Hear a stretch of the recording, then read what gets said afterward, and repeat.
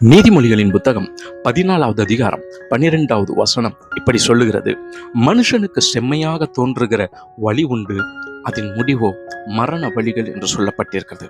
ஆம், எனக்கு அருமையானவர்களே, உங்களுக்கு செம்மையாய் எல்லாம் தோன்றிவிடலாம்.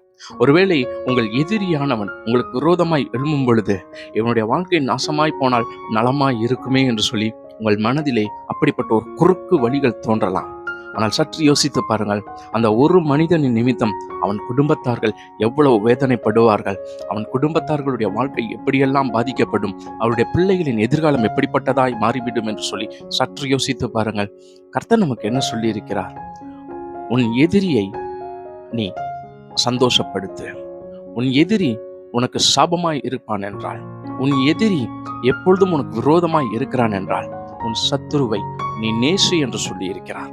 நீங்கள் நேசிக்கும் பொழுது அந்த எதிரியானவன் கூட உங்களிடத்தில் நண்பனாய் மாறக்கூடும். ஆனால் நம்முடைய வழிகள் எப்படிப்பட்டதாய் இருக்கிறது? குறுக்கு எண்ணங்கள் நிறைந்ததாய் இருக்கிறது.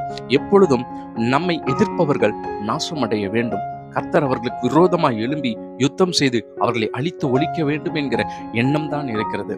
சற்று யோசித்து பார்.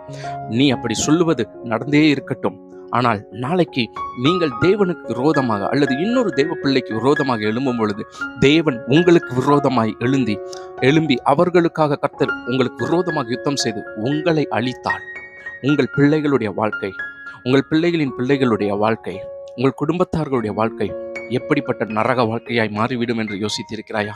அதனால் தான் இந்த வசனம் எச்சரிக்கிறது. உனக்கு எல்லாமே செம்மையாய் தோன்றலாம், ஆனால் அது முடிவு மரண வழியாய் மாறிவிடும். ஆகவே நீ எல்லாவற்றையும் தேவனுடைய சமூகத்திலே ஒப்பு கொடுத்து விடு. உனக்கு தோன்றுகிற தீங்காய் தோன்றுகிற காரியங்களை ஒப்பு கொடுத்து விடு. கர்த்தர் உன்னை செம்மையான வழியிலே நடத்துவார். அவர் காண்பிக்கும் வழிதான் ஆசீர்வதிக்கப்பட்டதும் அன்பு நிறைந்ததுமாய் இருக்கிறது. God bless you.